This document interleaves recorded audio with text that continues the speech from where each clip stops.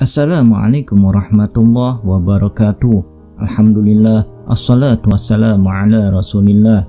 Kawanku sekalian, pada kesempatan kali ini kami akan mengisahkan tentang as-sabiqunal awwalun. Mereka adalah orang yang pertama dan bersegera untuk memeluk agama Islam. Siapa saja mereka? Mari kita simak kisah mereka bersama-sama.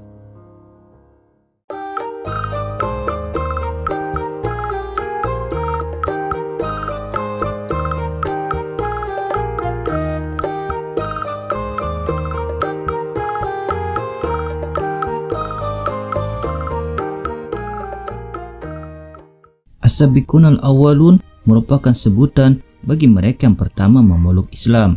Mereka merupakan orang yang menyertai Rasulullah pada era awal dakwah Islam. Golongan as-sabiqunal awwalun menemani Rasulullah sejak awal menyebarkan agama Islam. Dijelaskan dalam buku Rizm Aizid yang berjudul The Great Sahabah, Allah Subhanahu wa Ta'ala memberikan keistimewaan bagi mereka, yaitu jaminan masuk surga seperti yang dijelaskan dalam surah At-Taubah ayat 100, yang artinya orang-orang yang terdahulu lagi yang pertama-tama masuk Islam dari golongan muhajirin dan ansar, dan orang-orang yang mengikuti mereka dengan baik, Allah ridha kepada mereka dan mereka pun ridha kepada Allah, dan Allah menyediakan bagi mereka surga-surga yang mengalir sungai-sungai di dalamnya selama-lamanya, mereka kekal di dalamnya. Itulah kemenangan yang besar. Kualitas para as-sabiqunal awwalun ditegaskan dalam salah satu hadis dari Abdullah bin Mas'ud. Rasulullah Shallallahu Alaihi Wasallam bersabda, sebaik-baik manusia adalah masaku, lalu orang-orang sesudah mereka, kemudian orang-orang sesudah mereka, selanjutnya datang kaum-kaum yang kesaksian salah seorang mereka mendahului sumpahnya dan sumpahnya mendahului kesaksiannya. Hadis riwayat Bukhari dan Muslim. Setelah Nabi Muhammad diangkat menjadi seorang Rasul, maka dimulai dakwah Islam kepada kalangan Quraisy. Ajaran Islam yang dibawa oleh baginda Rasulullah sangat ditentang, hingga dakwah harus dilakukan secara sembunyi-sembunyi. Dalam berdakwah, Rasulullah mengajak beberapa kerabatnya dan orang-orang yang dekat dengannya untuk menerima ajaran Islam. Sebagian menolak dan lainnya menerima seruan dakwah Nabi. Karena dakwah tidak bisa dilakukan secara terang-terangan, maka Islam diajarkan di sebuah rumah. Salah satu rumah yang dijadikan tempat mengajarkan Islam adalah rumah Al-Arqam bin Abi Al-Arqam yang terletak di Bukit Sofa, di mana tempat ini sangat terpencil dan tersembunyi dari mata-mata kaum Quraisy pada zaman itu. Darul Arqam adalah rumah warisan dari ayah Arqam. Dia berasal dari Bani Makhzum, suku yang sama dengan Abu Jahal. Darul Arqam adalah cikal bakal dari apa yang kita sebut sekarang sebagai madrasah, sebab Darul Arqam adalah tempat kaum muslim berkumpul dan belajar tentang Islam, juga menjadi tempat kaum muslimin untuk melaksanakan sholat. Karena letaknya tidak jauh dari Ka'bah dan keramaiannya, orang-orang kafir yang tinggal di dekatnya tidak memperhatikan banyaknya orang yang biasa kumpul di sana. Banyak ayat Al-Quran diturunkan di sana. Bahkan Darul Arqam adalah tempat pertama ayat Al-Quran diajarkan oleh Rasulullah. Di Darul Arqam pula ayat ke-64 dari surat Al-Anfal diturunkan, yang artinya, wahai Nabi, cukuplah Allah sebagai pelindung bagimu dan bagi orang-orang mukmin yang mengikutimu. Dr. Ali Muhammad As-Salabi dalam kitabnya As-Siratun Nabawiyah, Addu Waqa'i wa Tahlil Ahdath membagi nama-nama as-sabiqunal awwalun dalam 3 tingkatan. Orang-orang yang masuk angkatan pertama ialah Sayyidah Khadijah radhiyallahu anha, Sayyiduna Ali bin Abi Thalib radhiyallahu an, Sayyiduna Zaid bin Harithah radhiyallahu an. Beliau adalah anak angkat Rasulullah. Putri-putri Rasulullah Zainab, Ummu Kulthum, Fatimah dan Ruqayyah radhiyallahu anhun. Kisah mereka sudah kami sampaikan pada blog yang berjudul Orang Pertama Masuk Islam, serta Sayyiduna Abu Bakar Siddiq radhiyallahu an. Sebelum masuk Islam, Abu Bakar bernama Abdul Ka'bah, yang artinya hamba Ka'bah. Kemudian diganti oleh Rasulullah menjadi Abdullah, yang berarti hamba Allah. Rasulullah memberinya gelar As-Siddiq, ialah orang yang berkata benar, setelah Abu Bakar membenarkan peristiwa Isra Mi'raj yang diceritakan Nabi kepada para pengikutnya, sehingga beliau dikenal dengan nama Abu Bakar As-Siddiq. Menurut Imam An-Tantawi, nama Abu Bakar sendiri merupakan julukan yang menunjukkan bahwa orang tersebut adalah sosok pemimpin kabilah terpandang dan terhormat. Abdullah dijuluki Abu Bakar karena kedudukannya yang terhormat di tengah suku Quraisy, baik dari segi nasab maupun strata sosial. Penyebab Abu Bakar memeluk agama Islam dalam kitab Al-Mawaiz Al-Usfuriyah, Syekh Muhammad bin Abu Bakar Al-Usfuri menceritakan kisah Abu Bakar memeluk Islam. Disebutkan bahwa Abu Bakar adalah seorang pedagang sukses di zaman jahiliyah. Beliau masuk Islam setelah bermimpi di tanah Syam. Dalam tidurnya, beliau bermimpi matahari dan bulan berada di atas pangkuannya. Kemudian beliau memegang keduanya dengan tangan dan mendekatkan keduanya pada dada beliau. Setelah itu, beliau menutupi keduanya dengan selendangnya.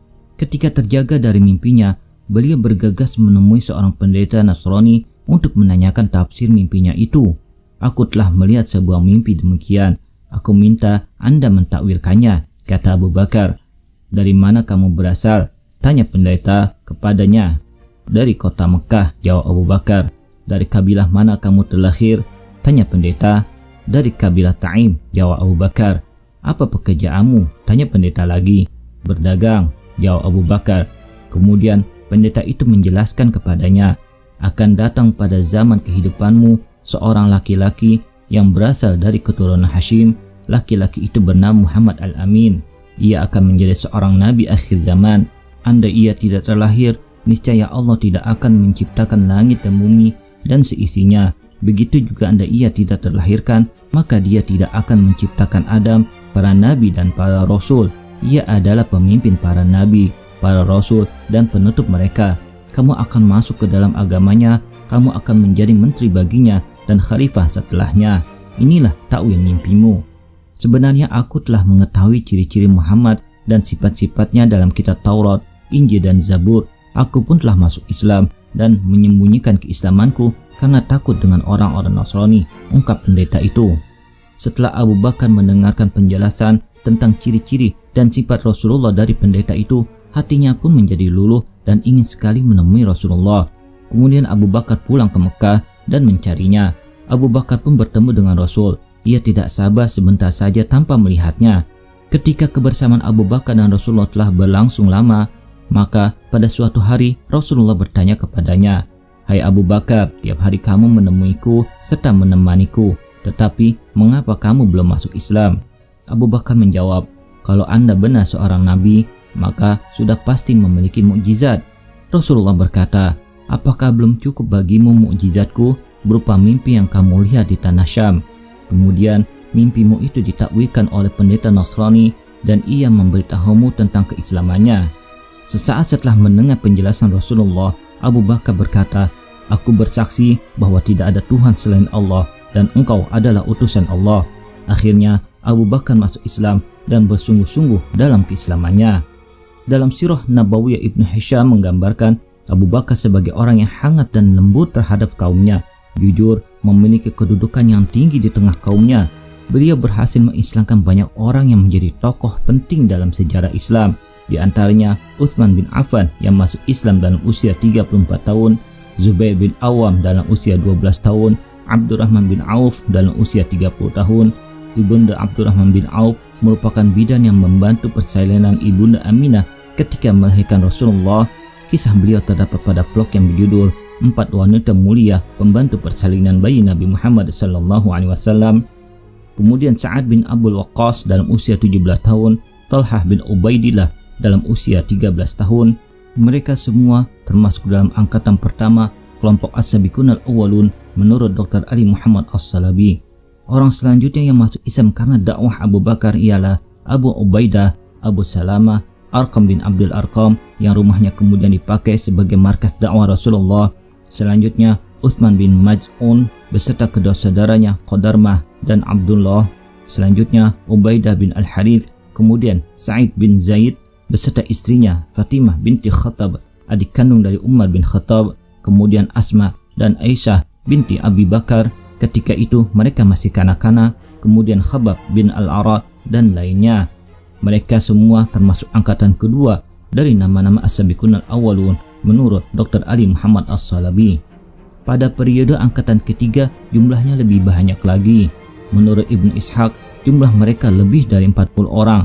Di antara mereka adalah Umayyah bin Abu Waqqas, Abdullah bin Mas'ud, Mas'ud bin Al-Qari, Sulaid bin Amru, Hatib bin Amru, Ayyashi bin Abu Rabi'ah, Asma binti Salamah, Khunais bin Khuzafah, Amir bin Rabi'ah, Abdullah bin Al-Jahshi, Bilal bin Rabah radhiyallahu anhum, dan masih banyak lagi.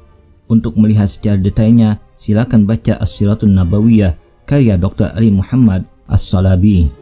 Ibnu Ishaq berkata, kemudian orang-orang masuk Islam secara bergelombang hingga pembahasan tentang Islam menyebar di Mekah dan Islam menjadi bahan perbincangan. Setelah itu, Allah Subhanahu wa Ta'ala memerintahkan Rasulullah untuk berdakwah secara terang-terangan dengan turunnya ayat yang artinya, dan berilah peringatan kepada kerabat-kerabatmu yang terdekat, dan rendahkanlah dirimu terhadap orang-orang yang mengikutimu, yaitu orang-orang yang beriman. Quran Surat Asy-Syu'ara ayat 214 sampai dengan 215. Sesuai perintah Allah Subhanahu wa Ta'ala, Rasulullah kemudian mengumpulkan kabilah dan kerabat sendiri terlebih dahulu, mengajak mereka secara terbuka untuk beriman kepada Allah, memberi peringatan akan pedihnya siksa neraka bagi yang bermaksiat, mengajak untuk menyelamatkan diri mereka dari api neraka, dan menjelaskan tanggung jawab diri mereka masing-masing sebagai seorang hamba, sebagaimana yang tertulis dalam kitab Sirah Nabawiyah karya Dr. Ali Muhammad As-Salabi. Dari ajakannya itu, beberapa orang menyambut dengan baik dan mengikuti ajakan Rasulullah. Mereka ada dari Bani Al-Muttalib bin Abdi Manaf, jumlah mereka sekitar 45 orang laki-laki. Di tengah-tengah penyampaian dakwah itu, Abu Lahab adalah orang yang pertama kali menentang.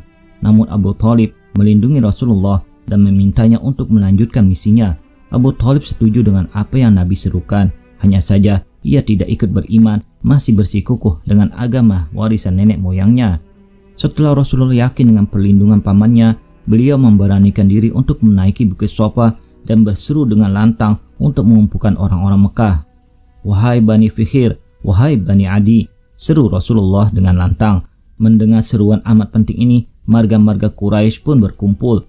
Rasulullah sampaikan kepada mereka tentang pedihnya api neraka bagi orang-orang yang bermaksiat. Tiba-tiba Abu Lahab datang dan mengancam Rasulullah. Kelakuan Abu Lahab ini diabadikan dalam Quran yang berbunyi, "Binasalah kedua tangan Abu Lahab dan sesungguhnya dia akan binasa." Quran Surat Al-Lahab. Pada tahap berikutnya, kemudian turun ayat yang menyuruhkan agar Rasulullah melebarkan sayap dakwah lebih luas lagi, yang artinya, maka sampaikanlah olehmu secara terang-terangan segala apa yang diperintahkan kepadamu dan berpalinglah dari orang-orang yang musyrik. Quran Surat Al-Hijr ayat 94. Setelah ayat ini turun, Rasulullah menyampaikan dakwah secara terang-terangan dengan jangkauan lebih luas lagi. Beliau datangi kabilah-kabilah, tempat-tempat berkumpul dan pertemuan kaum musyrikin. Orang-orang musyrik bersepakat untuk melakukan upaya memerangi dakwah Rasul. Beragam upaya pun disusun dan dimobilisasi dengan kompak. Menjelang musim haji, biasanya banyak pendatang ke Mekah. Hal ini biasa dimanfaatkan Rasulullah untuk menyampaikan dakwahnya kepada mereka. Menyadari hal itu, orang-orang Quraisy berkumpul dan berencana menyebarkan isu kepada jamaah haji yang akan datang. Harapannya, mereka akan termakan oleh isu tersebut dan tidak terpengaruh oleh ajakan Rasulullah. Mereka harus merusak citra Rasulullah di depan para jamaah haji yang akan datang. Akhirnya, mereka sepakat sebagai tukang sihir saja, karena menurut mereka Rasulullah telah memecah persaudaraan para kerabat di kalangan kaum Quraisy dengan cara yang tidak wajar. Abu Thalib merupakan orang yang terhormat di kalangan kaum Quraisy, sehingga wajar ia memiliki pengaruh dan kekuatan untuk melindungi Rasulullah. Sejak Rasulullah berada dalam asuhannya, rasa sayang terhadap keponakannya tidak pernah surut. Melihat pengaruh Abu Thalib dalam melindungi Rasulullah begitu besar, sekelompok bangsawan kaum Quraisy mendatangi Abu Thalib. Mereka jelaskan kekesalan mereka selama ini dengan Rasulullah, hingga mereka berkata, "Wahai Abu Thalib, engkau pun sesungguhnya sependapat dengan kami, tidak setuju dengan agama yang dibawa oleh Muhammad." Kaum Quraisy kemudian meminta Abu Thalib untuk menghentikan aktivitas dakwah keponakannya. Namun Abu Thalib tidak bergeming. Ia justru merespon dengan jawaban yang santun dan lembut. Ia tidak akan melarang aktivitas keponakannya itu. Ajakan kaum Quraisy tidak membuahkan hasil. Upaya mempengaruhi Abu Thalib yang pertama gagal. Kaum Quraisy kembali mendatangi Abu Thalib untuk kedua kalinya. Kali ini kedatangan mereka lebih kasar dan disertai ancaman. "Kamu cegah keponakanmu dengan tanganmu sendiri atau kami habisi dia dan nyawamu sekaligus," getak mereka. Melihat ancaman itu, Abu Thalib sedikit takut. Ia pun meminta keponakannya untuk berhenti demi keselamatan pamannya. Namun Rasulullah dengan berlinang air mata menyampaikan kepada sang paman, "Demi Allah, biarpun mereka meletakkan matahari di tangan kananku dan bulan di tangan kiriku, aku tidak akan berhenti melakukan ini sehingga agama ini menang atau aku yang binasa karenanya." Melihat pernyataan Rasulullah begitu gigih, Abu Thalib tetap mendukung aktivitas dakwahnya. Gertakan kaum Quraisy pun ia abaikan. Untuk kedua kalinya, upaya orang Quraisy gagal. Tampaknya mereka belum menyerah. Untuk yang ketiga kali, mereka menghampiri Abu Thalib lagi.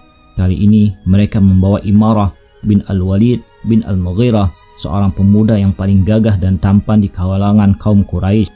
Rencananya, pemuda akan mereka tawarkan kepada Abu Thalib agar mau menukarnya dengan Muhammad. Tapi lagi-lagi upaya mereka gagal. Abu Thalib menolak dengan tegas upaya konyol ini.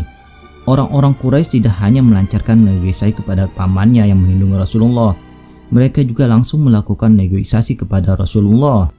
Utbah bin Rabi'ah, salah satu pimpinan kaum Quraisy, mendatangi Rasulullah dan melakukan upaya negosiasi. Ia berkata, "Wahai keponakanku, sebagaimana kau ketahui, sesungguhnya engkau adalah bagian dari kami. Keluargamu sangat terpandang, nasabmu pun begitu luhur. Hanya saja engkau membawa sesuatu yang berat. Selain hal itu telah memecah belah kaum Quraisy, engkau juga telah memupus impian mereka." Setelah itu, Utbah menawarkan Rasulullah beberapa hal. Harapannya, Rasulullah terpengaruh dan bersedia menghentikan aktivitas dakwanya. Ia tawari Rasulullah harta yang berlimpah hingga menjadi orang paling kaya di Mekah, jabatan yang tertinggi yang membawahi seluruh kaum Quraisy. Terakhir, Utbah menawarkan jika memang wahyu yang datang kepada Rasulullah adalah gangguan jin yang sulit disembuhkan, ia beserta kaum Quraisy siap mendatangkan dokter handal untuk menyembuhkannya, meskipun harus menghabiskan seluruh harta yang dimilikinya. Selesai Utbah berbicara panjang lebar dan menawarkan macam-macam, berikutnya adalah giliran Rasulullah yang berbicara. Rasulullah kemudian membaca ayat Al-Quran surat Fussilat hingga sampai pada ayat yang berbunyi, "Jika mereka berpaling, maka katakanlah, aku telah memperingatkan kamu dengan petir seperti petir yang menimpa kaum Ad dan Thamud." Quran surat Fussilat ayat 13. Tiba-tiba Utbah meminta Rasulullah berhenti. Ia tidak kuat mendengar ancaman yang ada dalam ayat itu. Utbah sangat kagum dengan apa yang baru saja dibaca oleh Rasulullah, sampai-sampai kaum Quraisy menganggap Utbah telah tersihir oleh Rasulullah. Upaya negosiasi terhadap Rasulullah tidak dilakukan sekali itu saja. Setelah itu masih ada negosiasi lain. Rasulullah tidak bergeming sedikit pun dengan segala tawaran mereka, sampai-sampai mereka menawari Rasulullah untuk bertukar keyakinan. Orang Quraisy menyembah Tuhan Nabi Muhammad sehari dan Nabi Muhammad menyembah Tuhan orang Quraisy sehari. Berkenaan hal itu, turunlah ayat Al-Quran yang berbunyi, "Katakanlah, hai orang-orang kafir, aku tidak akan menyembah apa yang kamu sembah, dan kamu bukan penyembah Tuhan yang aku sembah, dan aku tidak pernah menjadi penyembah apa yang kamu sembah, dan kamu tidak pernah pula menjadi penyembah Tuhan yang aku sembah. Untukmu agamamu, dan untukkulah agamaku."